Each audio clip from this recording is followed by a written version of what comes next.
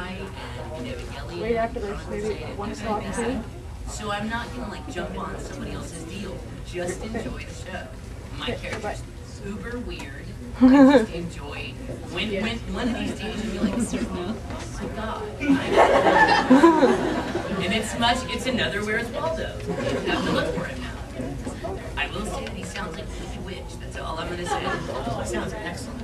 I love it. It's a weird voice. Pick me, the one with the cosplay falling off. It's a weird me, not me. Jump off it. Yeah, see if you can pick it out. See if you can pick Greg out. It's a great. I remember when I first heard it, I'm like, oh, that's cool. That's very cool. In fact, you know, we don't get to do a lot of conventions together like this. I mean, like just the two of us. But I've said it before, and he is by far one of the best voice actors I think. I mean, I feel taken off of it as well. I'm sorry. Cover your ears. No, I mean, yeah. Amazing. And he's fantastic. I'll hear auditions, or I'll see shows coming up, and there'll be certain roles that I'll look at as far as like what I might go and do, and I'll be like, oh, great, he's gonna knock this out of the park. Yeah, we're like, that's me. When I heard Maggie, when Colleen sent out some audition signs for Negama, I looked at it and read the description, like, Greg is so gonna nail this role. It was fantastic. You know, I almost didn't audition for Neggy because I wanted to work on this show. And for a long time, the studios had the opinion that if you had the lead in one show, you needed to do secondary roles for a while. You couldn't be the lead in everything. And I told them, they're like, I really want you to start working with a British accent. I'm like, I don't want to audition for Neggy if I can't audition for Beck. And they're like, no, we promise we need boys that sound like little kids. But if it was a choice between the two, it would have been Beck for me. So, but yeah, we cast each other in things all the time. We're like, oh, that's me, that's Patton, that's Monica, that's Lucy, Tiffy. Yes.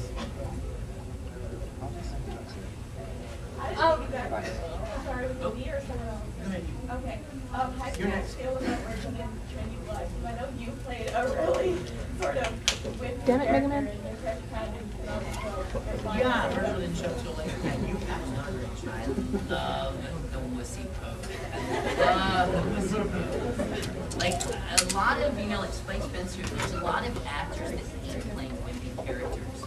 I seem to run the gamut of wimpy characters. From Tsuyoshi and Kodacha to, Kyohei and Burst Angel. I play little wimpy dudes all the time. I think it's funny. I love it because in real life, I've got a hockey temper. I'm pretty explosive. So like, I love little boys that cower and cry. I think especially don't know how wrong that sounded. So he's just hiding in the hallway crying.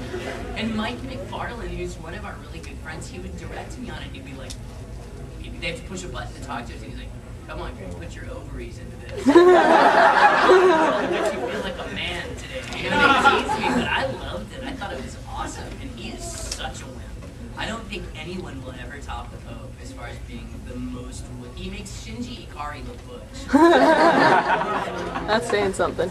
It is. I was really excited to just be a small part of that show. It was such a beautiful show. And, Which show? What are you talking about again? Mike called me and said, hey, I just saw a couple of episodes of a show you did called Mad Lax. And he said, you played this character in the Kirasea Dune. And he goes, I want that kind of a... People's heads are in my way. For this virtual launch. And so when I got I to need go to there, support my arm. It's shaking I loved from holding the camera. It was just neat. And he was so cool. And I Like, have man, a lot to turn now. Looking show. My wrist was locking, and when I turned the camera, it would just pop in place. Box, It's the like pop, design pop, pop. for it, and the costumes. I get blown away. We see a lot of costumes. But when I see somebody in a totally tricked out Dirty Blood costume, it's amazing. Katie? Like Katie, yeah. And Abel here this weekend. Woo! And Abel's got the full site and everything. Yeah, Katie! Awesome. That's awesome. Oh, I'm sorry. The one in the back. When you guys have like a difficult role to do, how do you get into character? I do weird things. Like Monica listens to music that she thinks her character would listen to. I don't have a hard time with the acting part. Like, I'm not one of those actors that, like, if I have to cry on stage, I think of a dog dying or something like that. I am an actor, so I cry. I have a harder time getting into voice for certain characters.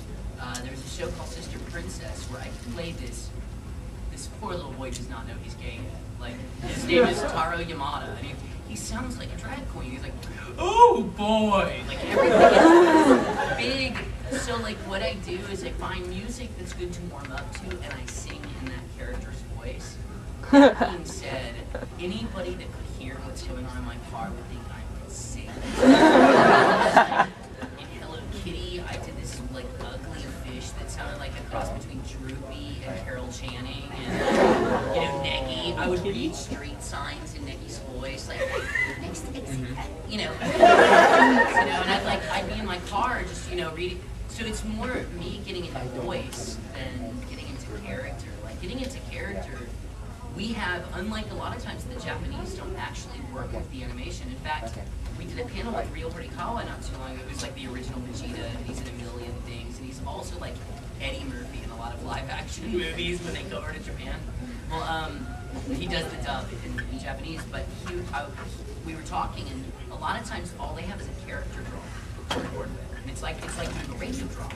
So we have the luxury of finished, completed, beautiful animation in front of us. So it's very easy to get into character when you've got the music and the other characters and all of the moving images in front of you. That part's easy for me because we do have so much to look at. What about you? Yeah, I would agree that getting into voice is probably the most important thing.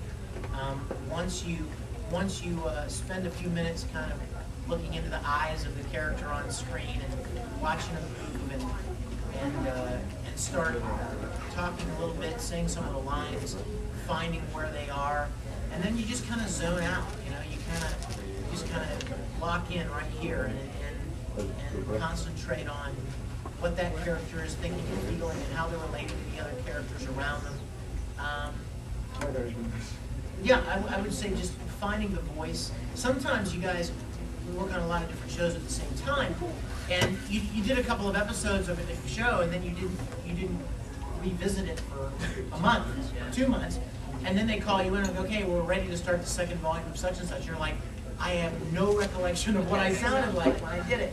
So they'll pull a reference from one of the episodes that you recorded, and they'll play it for you. You kind of listen to it, mimic it, repeat it a little bit, kind of find where that character is again.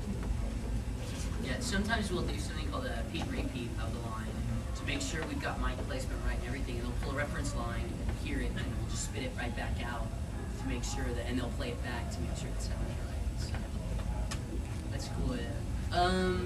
Yes.